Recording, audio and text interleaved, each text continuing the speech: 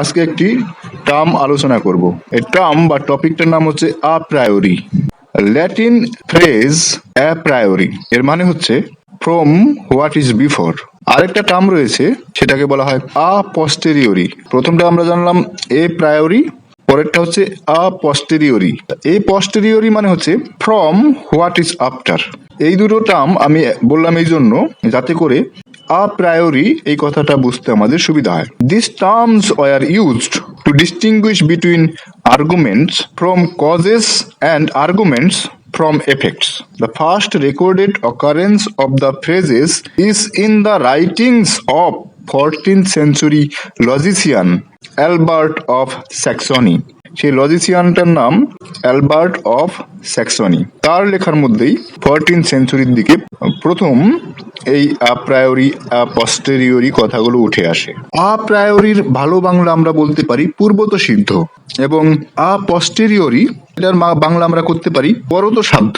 এই পদগুলির ব্যবহার প্রধানত আমরা বলতে পারি জ্ঞান তত্ত্বের ক্ষেত্রে হয়। জ্ঞান তত্ত্ব যার ইংলিশ হচ্ছে এপিস্টেমোলজি। এই ক্ষেত্রে এই পূর্বত সিদ্ধ পরত সাধ্য কথাগুলো বেশি ব্যবহৃত হয়। এই বিশেষণগুলি জ্ঞান সংক্রান্ত বিভিন্ন পদ যেমন জ্ঞান, বিশ্বাস, সত্যতা বা বচনের ক্ষেত্রে, যেটাকে ইংলিশে বলা হয় প্রপোজিশন, এই বচনের ক্ষেত্রে বা প্রপোজিশনের ক্ষেত্রে ব্যবহৃত হয়। এই পদগুলির উদ্ভব মধ্যযুগীয় স্কলাস্টিক দর্শনে।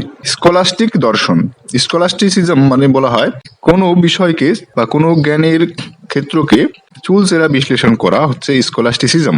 যদিও এই ধারণার বীজ অ্যারিস্টটলের দর্শনের মধ্যে নিহিত ছিল, এই যে অ্যাপ্রায়োরি পস্টেরিওরি, এই কথাগুলো অ্যারিস্টটল সরাসরি ইউজ না করলেও তার ধারণার মধ্যে এই কথাগুলির ধারণা নিহিত ছিল। বর্তমানে এই পদগুলি যেসব অর্থে ব্যবহৃত হয় তা ইমানুয়েল কান্ট দ্বারা প্রদত্ত। যে অর্থ করি আমরা এখন এ প্রায়োরি পস্টেরিওরির যে অর্থ হয় তা মূলত ইমানুয়েল কান্ট জার্মান দার্শনিক যে অর্থ দাঁড় করিয়েছেন সেইভাবে আমরা ব্যবহার করে আসছি আজকাল। আপ্রায়োরি এই শব্দটির আক্ষরিক অর্থ from what is priory, what is from before, পূর্ব থেকে যা প্রাপ্ত। সাধারণভাবে পূর্বত সিদ্ধ বলতে অভিজ্ঞতা পূর্ব বা পরত সাধ্য বলতে আপোস্টেরিওরি বলতে বোঝায় অভিজ্ঞতা লব্ধ। দুটো টার্ম, পূর্বত সিদ্ধ সেটা হচ্ছে অভিজ্ঞতা পূর্ব, পরত সাধ্য সেটা বলতে বোঝায় অভিজ্ঞতা লব্ধ। কান্টের যারা পূর্বসূরি ছিলেন যেমন Leibniz, John Locke, David Hume, এরা এই সমস্ত অভিজ্ঞতাবাদী দার্শনিকরা এরা মনে করতেন কোনো বচন যদি আমরা পি ধরি, পি এর যে জ্ঞান, সাপোজ পি সম্পর্কে জ্ঞান, এই জ্ঞানকে আমরা পূর্বত সিদ্ধ তখনই বলতে পারবো যদি সেই জ্ঞানটি আবশ্যিক হয়, নেসেসারি হয়, তবেই সেটাকে বলা হবে পূর্বত সিদ্ধ। কোনো জ্ঞান যদি আবশ্যিক হয় তখনই সেই জ্ঞানকে বলা হবে পূর্বত সিদ্ধ। আচ্ছা, এই জ্ঞান যে আবশ্যিক তা কি করে জানা যাবে? তা জানা যাবে হয় প্রত্যক্ষের মাধ্যমে, নয়তো আর অন্য কোনো প্রত্যক্ষ অভিজ্ঞতার মাধ্যমে প্রাপ্ত বচন থেকে যদি অনিবার্যভাবে নিশ্চিত হয়। ইমানুয়েল কান্ট তার ক্রিটিক অফ পিওর রিজন, এই বইটি প্রকাশিত হয় 1781 সালে। ক্রিটিক অফ পিওর রিজন এই গ্রন্থে পূর্বত সিদ্ধতা প্রায়োরি বলতে বা পূর্বত সিদ্ধতা বলতে তিনি কি বোঝেন তা ব্যাখ্যা করেছেন। অনেকেই এই পূর্বত সিদ্ধ বলতে সময়ের দিক থেকে অভিজ্ঞতা পূর্ব বুঝেছেন, কিন্তু কান্টের মতে জ্ঞানের শুরুই অভিজ্ঞতা থেকে। তার মতে অভিজ্ঞতার পূর্বে কোনো জ্ঞান থাকতে পারে না। সুতরাং তিনি পূর্বত সিদ্ধতার অর্থ করেছেন অভিজ্ঞতা নিরপেক্ষতা। তিনি পূর্বত সিদ্ধতা বলতে বোঝান অভিজ্ঞতা নিরপেক্ষতা, অর্থাৎ কোনো বচনকে পূর্বত সিদ্ধ বলার অর্থই হলো তার সত্যতা অভিজ্ঞতার উপর নির্ভর করে না। পূর্বত সিদ্ধতাকে আবার কান্ট দুটি ভাগে ভাগ করেছেন, একটা হচ্ছে সাপেক্ষ বা রিলেটিভ, অন্যটাকে অনপেক্ষ বা অ্যাবসোলিউট। এবার সাপেক্ষটা বলি। যেটা সাপেক্ষ পূর্বত সিদ্ধ তা কোনো না কোনো অভিজ্ঞতা ভিত্তিক জ্ঞানের উপর নির্ভর করে পূর্বত সিদ্ধ, আর অন্যদিকে যা অনপেক্ষ রূপে পূর্বত সিদ্ধ তা কোনো না কোনো ভাবেই অভিজ্ঞতার উপর নির্ভরশীল নয়। যেমন 5 + 5 = 10।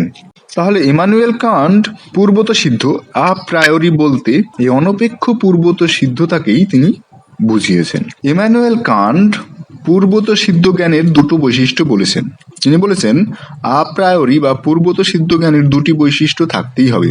একটি হলো আবশ্যিকতা, নেসেসারি, আর অন্যটি হলো যথার্থ সার্বিকতা, স্ট্রিক্ট ইউনিভার্সালিটি। একটা হলো নেসেসারি আর একটা হলো স্ট্রিক্ট ইউনিভার্সালিটি। অভিজ্ঞতা আমাদেরকে বলে কি ঘটেছে, কিন্তু কি ঘটবেই সে কথা অভিজ্ঞতার মাধ্যমে আমরা জানতে পারি না। একমাত্র পূর্বতঃসিদ্ধ জ্ঞানই আমাদের বলে কি ঘটবেই, অর্থাৎ তা আবশ্যিক এবং যথার্থ রূপে সার্বিক হবে। জ্ঞানকে তখনই আবশ্যিক বলা যাবে বা বলা হবে যদি তার বিপরীতটি ঘটা অসম্ভব হয়। এখন নানা মুনির নানা মত। কান্টের যারা পূর্বসূরি ছিলেন তারা বলেছেন যে বিপরীতটি ঘটা অসম্ভব। এইটা বলতে বিপরীতটি হচ্ছে স্ববিরোধী। পূর্বতঃসিদ্ধতা বা অ্যাপ্রায়োরির যে দ্বিতীয় বৈশিষ্ট্য আমি বললাম সেটা হলো, আবার রিপিট করছি, সেই জ্ঞান যথার্থরূপে সার্বিক, অর্থাৎ তার কোনো ব্যতিক্রম হবে না। অভিজ্ঞতার মাধ্যমেও সার্বিক বচনে উপনীত হওয়া যায়, কিন্তু এই বচনগুলির ব্যতিক্রম সম্ভব। তাহলে অভিজ্ঞতার মাধ্যমে সার্বিক বচনে উপনীত হলে সেটার ব্যতিক্রম থাকতে পারে, কিন্তু মাত্র পূর্বতঃসিদ্ধ বচনগুলিরই ব্যতিক্রম হবে না। অনেক অনেক ধন্যবাদ।